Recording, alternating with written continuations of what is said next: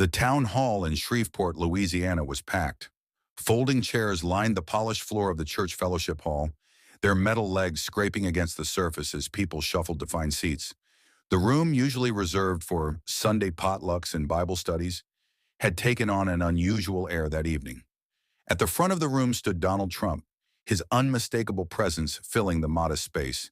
His orange-tinted complexion and signature hand gestures were familiar to everyone. But tonight, he was uncharacteristically subdued. Perhaps he sensed the gravity of the event. The audience was a mix of families, retirees, and local residents, all curious to hear what he had to say. But among the crowd, there was one figure who seemed out of place, not because of her size, but because of her quiet intensity. 8-year-old Lily, dressed in her best Sunday dress, clutched an old leather-bound Bible to her chest.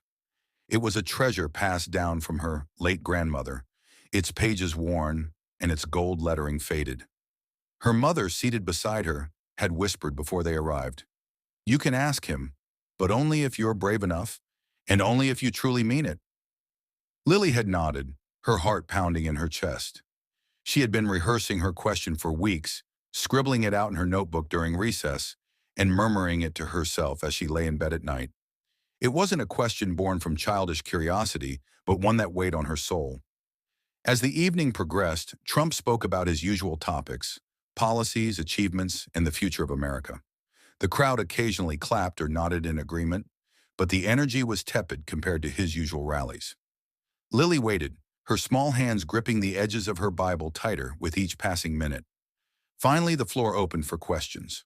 A line quickly formed, with adults eagerly stepping forward to ask about local issues, national policies, and even a few compliments about his iconic red tie. Lily hesitated, her tiny frame shrinking further into her seat. But when her mother gave her a subtle nudge, she knew it was her moment. Her legs felt wobbly as she stood, her heart thundering so loudly she was certain the entire room could hear it. The line seemed endless. But as she inched forward, the room's chatter began to fade. People noticed her, the small girl with the oversized Bible clutched tightly to her chest. Whispers rippled through the crowd. When her turn came, Trump looked down at her, his expression momentarily softening. "And what's your question, young lady?" he asked, his voice surprisingly gentle. Lily swallowed hard, gripping her Bible so tightly her knuckles turned white. Then, with a voice that trembled but refused to break, she asked the question that had been echoing in her heart for months. "Mr. Trump, what does God mean to you?" The room fell into an immediate and complete silence. Eyes darted between the girl and Trump, the weight of her question pressing down on everyone like a tangible force. For a man known for his rapid-fire answers, Trump didn't respond right away. Instead, he looked at her, then at the Bible in her hands, and something in his demeanor shifted. But before he could speak, the air in the room seemed to thicken with expectation, drawing everyone to the edge of their seats. Trump's silence was almost deafening. For a man who had built his career on quick comebacks and unwavering confidence, this pause felt unusual. He stared at Lily for a long moment, his usual bravado replaced by something softer, almost vulnerable. The Bible she clutched caught his eye again, and his lips parted, but no words came. Lily shifted slightly, her small frame looking even more fragile under the room's collective gaze. Her question had not been meant to challenge or provoke. It had been honest, born from a deep yearning to understand something larger than herself. And somehow that sincerity was louder than any political debate or shouted slogan. The crowd remained hushed. Even the creaking of chairs or the muffled coughs seemed to vanish, as though the very air was holding its breath. Trump finally raised his hand slightly, as if to steady himself, and leaned against the podium. "That's a big question," he began, his voice lower and steadier than usual.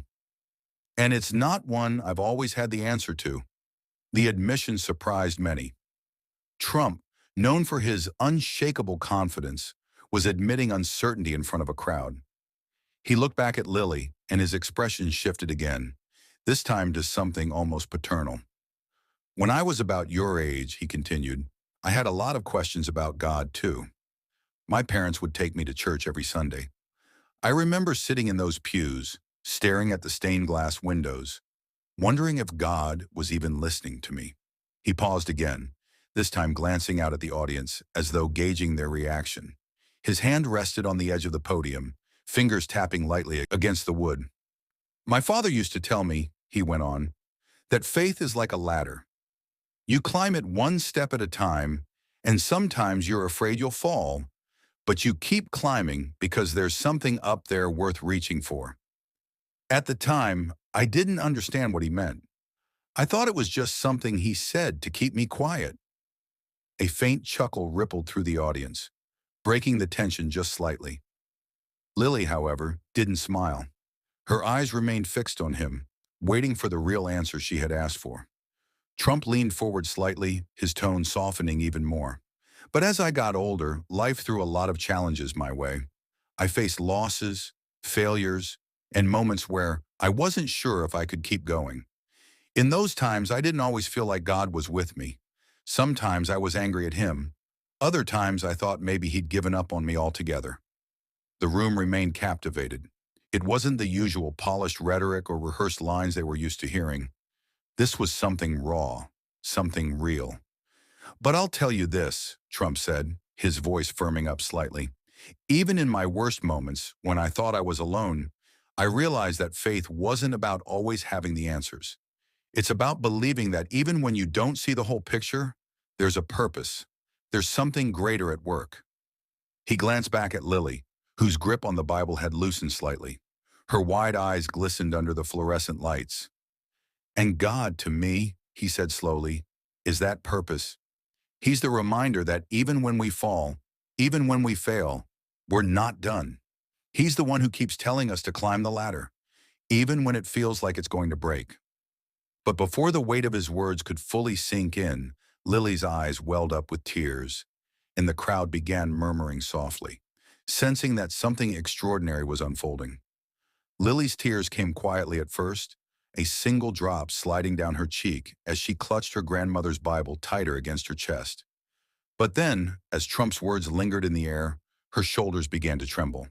The crowd noticed, their whispers growing louder, yet no one dared interrupt the moment. Her mother leaned over, instinctively placing a comforting hand on her back. "It's okay, sweetheart," she whispered softly. But Lily shook her head. This wasn't sadness. It was something far deeper. Trump had spoken words she hadn't known she needed to hear, and in doing so, he had touched a part of her young heart she had long guarded.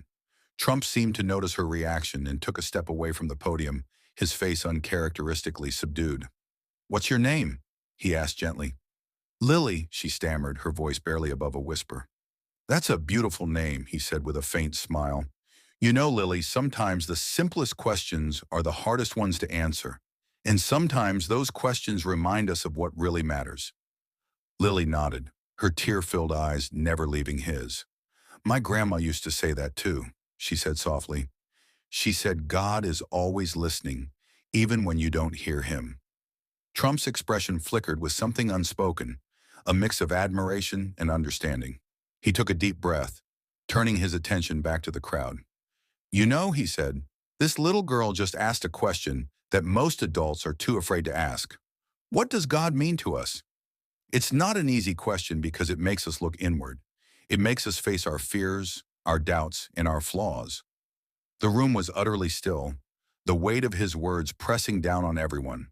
For a moment it felt as though Lily wasn't just a little girl with a Bible. She was a symbol of something much bigger. Her courage had shifted the tone of the entire evening, transforming it from a routine town hall into a deeply personal reflection on faith and humanity.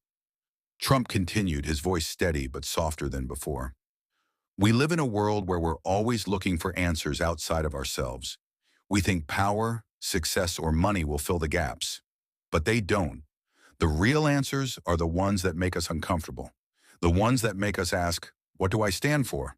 What do I believe in? And who am I when no one else is looking?" He paused, his gaze returning to Lily. "Thank you for reminding me of that, Lily. You're wiser than most adults I know." The crowd erupted into soft applause, but Lily didn't seem to notice. Her tears had stopped, replaced by a look of quiet pride. She wiped her cheeks with the sleeve of her dress and looked up at her mother, who smiled back at her with glistening eyes of her own. But as the applause subsided, Trump's tone shifted once more. hinting that this conversation was far from over, and that the room was about to be pulled even deeper into his story.